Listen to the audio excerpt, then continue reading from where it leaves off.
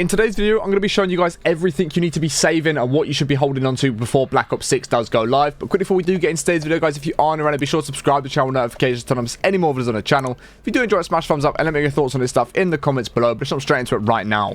Okay guys, so I'm going to quickly cover a little bit on the Black Ops 6 beta and what to expect with launch and all that sort of stuff before we do get into the things you want to be keeping hold of, because this is very close around the corner now. It's only around about a month away until the beta does go live, and as you can see, there are the dates on screen right now. The early access, if you do pre-order the game, is going to be on August 30th to September 4th, and then if you guys are waiting for the open beta, that is going to be September the 6th to September the 9th. So the first beta weekend is going to be a lot longer than what we normally see. I believe it's running from Friday till around about Wednesday, if I remember correctly, but we'll go over that in just a moment. Of course, we've also got COD Next coming up on August the 28th, which is going to be the first time we're, of course, going to see anybody playing multiplayer, playing Warzone, and they are also going to be actually showcasing zombies this year round, which is going to be very, very interesting, meaning a lot of the big creators and your favorite creators are going to be playing multiplayer, Warzone, and zombies. So make sure you mark that date in your calendars, because that will definitely be a good event to go ahead and keep your eyes on.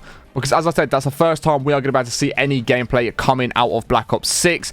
And then, as you can see, 2 days after COD Next going live, the Black Ops 6 open beta will begin on August 30th. And of course, it'll be the first time we can experience Omni movement and other gameplay innovations for yourself across a variety of brand new maps built by Treyarch, as well as building your own loadouts, accessing a variety of weapons, equipment, and perks, and dropping them with your squad across a number of modes. Of course, not everything is going to be in the beta. It never is. We're not going to get every single weapon. We're not going to get every single map, every single game mode, all of that sort of stuff. We're just going to be getting a very basic version of the game of 2 or 3 maps probably on the first weekend. You know, 2 or 3 weapons within all sort of categories, maybe even one in like the sniper rifles and things like that. But there's not going to be too much stuff within the beta for us to be able to try out. But of course, it is going to ask us to try out the brand new features, get onto the beta, try the game out for the very first time, and just get excited for the actual full launch of the game. So if you guys did pre-order the Vault Edition, as you can see, you will be able to use any of the 4 operators from the Hunted vs. Hunted operator pack, which is Park, Adler, Brutus, or Klaus, as well as being able to test out any of the 5 weapons from Mastercraft Weapon Collection. So all of the rewards you get for pre-ordering the Vault Edition in the actual game of Black Ops 6, you will also be able to use in the beta of Black Ops 6, which is kind of cool. It allows you to be a little bit different to some of the players that might not have ordered the Vault Edition. And as we can see here, the Black Ops 6 multiplayer beta occurs across 2 weekends and will feature early access days as well as an open beta period. So weekend 1, guys, is of course going to be if you pre-ordered the game. If you don't pre-order the game, you will not be able to play within this beta weekend. You have to pre-order the game to actually get access to the first weekend. And as we can see, it's the first time it is going to be on every single platform at one time. Rather than it being PlayStation for the first weekend, then PC and Xbox for the second weekend, everybody can play no matter what platform you're on that first weekend, which is absolutely amazing. Of course, like I said, you just need to pre-order the game.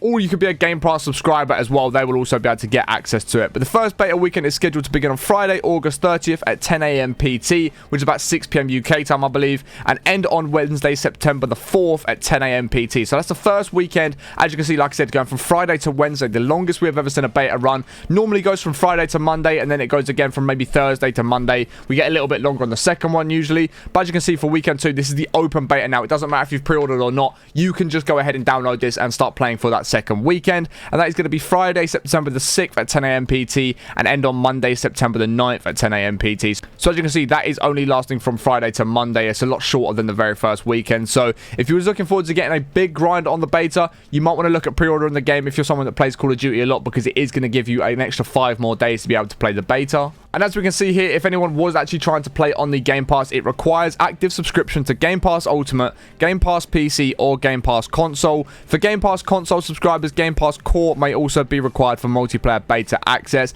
I don't really understand what a lot of this means, because I don't have the Game Pass. I don't play on Xbox, I play on PC, so I don't fully understand it. But hopefully if you guys do actually play on the Game Pass and you understand the Game Pass, you know exactly what it is you're looking at right now.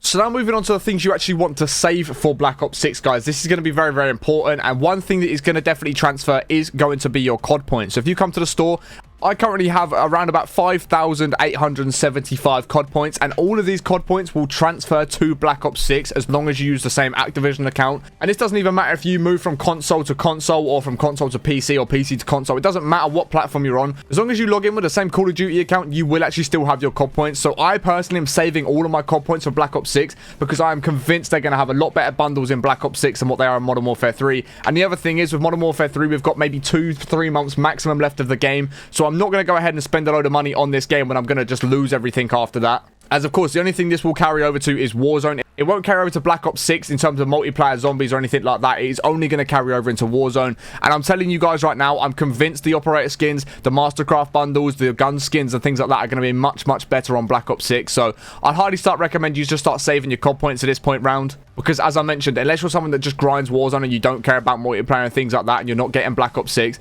everything from Modern Warfare 3 isn't going to carry over unless it is Warzone.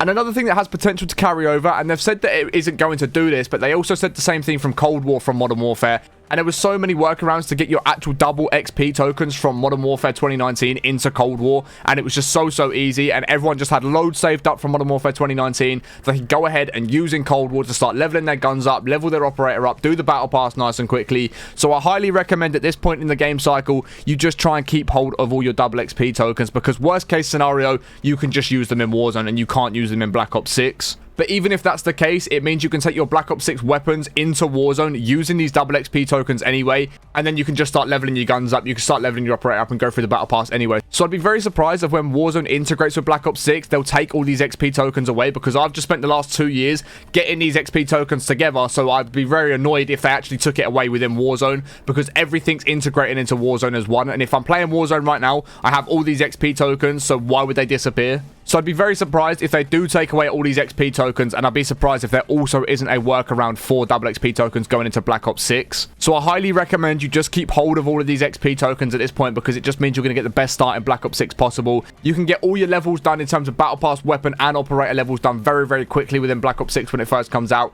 allowing you to get a nice good start on the camo grind, start unlocking different things and things like that. So I definitely recommend you keep hold of these, because as of right now, there's only going to be a certain amount of guns that are getting released from here on out. Obviously, we've got Season 5 and Season 6 coming out, so there's probably going to be a grand total of about 8 maximum of weapons coming out. We don't really need to get them leveled up, because like I said, unless you're going to be using them in Warzone, they're not going to be carrying over anyway.